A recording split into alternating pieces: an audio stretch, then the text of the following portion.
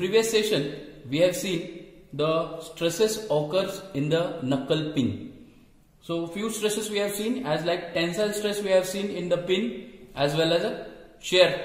So I'll write for the tensile case we have written sigma T is equal to P by area, and that is P by pi by 4. Pin diameter is small d square.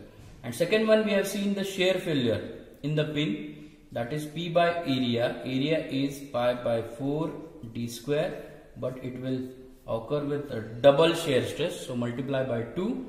So through which we have seen the shear failure. Right now from this diagram you can see the pin is having cross section which is having small diameter d with respect to particular length. Length is very important because the eye section and fork section it will be covered through this pin head as well as the bottom of pin. So that's why length is very important. So here also you can see on the pin structure there will be the crushing failure is occur. How? See, when suppose at right side eye section is there and for left side fork is there. So for eye section it can be try to pull towards the right, and for fork section it can be pulled towards the left. Correct? So this will occur the compression. So compressive stress will also occur in a pin. So I will have to write compressive stress occur in a pin is equal to P by area. So here area is nothing but the pin area is with respect to diameter into length. Correct? So that will be the area with respect to crushing failure, compressive shear stress. So why this L and D I have selected, that I told you, because it will occur throughout the length on the particular area, that is small d on a pin surface. Correct? So these are the three kind of the stresses which we have seen for the pin. Correct? Now we'll see, as I told you in previous session, the bending failure will occur. Correct? Because pin is going to bend. Maximum force is acting at the center. You can see P, and P by 2 is acting towards the left as well as the right. So here there might be chances of the bending. So I'll write fourth one is pin in case of bending failure. Bending failure. Now here is the bend will occur. So I can write bending stress will generated Mby by I. So here I is nothing but moment of inertia for circular cross section, pi by 64 d raised to 4, and y is nothing but neutral axis distance, that is small d by 2. Rest remaining is Mb, bending moment. So that we need to calculate from this. So see, while acting this, we'll have to consider P by 2 with respect to A. Why A? A is the width of fork. B is the width of eye. We have seen in assembled drawing. Correct? So I'll show. See, this is pin. It is having width A for fork, width A for fork. For eye, it is small b. It is B. Correct? So that we'll have to use. Now in case of this, I will have to consider the bending. Bending means force into perpendicular distance, bending moment. So force is P by 2. So I'll write here. So P by 2. So I have considered some parameter like X, Z. So X is nothing but it is a distance which is situated with respect to fork, X. So I'll consider X is equal to 1/3 of A. 1/3 of A. This way I have considered. And then for Z, I will have to consider Z. You can see here this portion from the center to the left side. So Z is nothing but it is a half of B and half of that. So I can write it is half of B and half of that. That is 1/4 of B. So 1/4 of B. I can say direct B by 4 in case of Z. So while considering bending moment, force P by 2 with respect to distance B by 2, because from the center we have to see from the center. So B by 2 in plus X from the center or this side, no matters.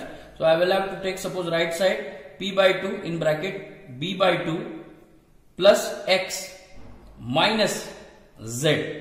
minus Z. What that Z? It is with respect to load into distance. Load into distance, that is P by 2 Z. Toward the right side we have added X, and toward the left side we have used Z, that is force into perpendicular distance, that is minus P by 2 into Z. Is that clear? This. After that we'll have to use X and Z value whichever we have considered over here. So X value 1/3 of A, I will have to put 1/3 of A, minus Z value 1/4 of B by 4. So I will get this equation for MB, bending moment. Correct? So by putting the equation in this equation A, I'll write here, you can see MB. MB is nothing but P by 2 B by 4 plus A by 3. Correct? Into Y. Y means D by 2 divided by pi by 64 D raised to 4, moment of inertia. Is that correct? Now I'll simplify this. I will have to write bending stress will be occur. You can see that is 32 by pi d cube. D get cancelled and 32 into P by 2 in bracket 1/4 of B plus 1/3 of A. So this will be the equation for the bending will occur for the case of pin. Is that clear? Now through which I am going to calculate the diameter. As I told you, we'll have to consider diameter. So I'll get D is equal to cube root of 32 by pi into sigma B into P by 2 in bracket 1/4 of B 1/3 of A. So this will be the equation we'll have to get for calculation of the diameter in case of pin. As I told you, we know the diameter from the shear failure, this equation. So I'll write tau is equal to P by shear failure in the pin, tau pi by 4 D square multiply by 2.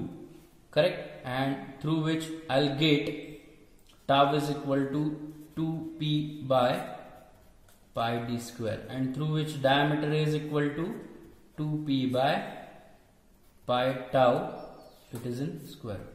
So now for this diameter equation, both are telling about the diameter of pin. So which diameter I will have to select, either from the shear failure or for bending failure. So remember this, while calculating these two diameters, select whichever be the maximum. Select whichever be the maximum.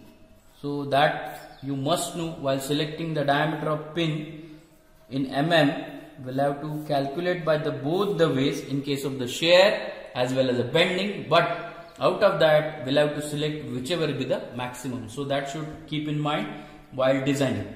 I hope you understood the pin design. In that we have seen the tensile stress, shear stress, crushing stress, and bending stress, and through which we have calculated the equations, formulations. Is that clear? Okay, thank you.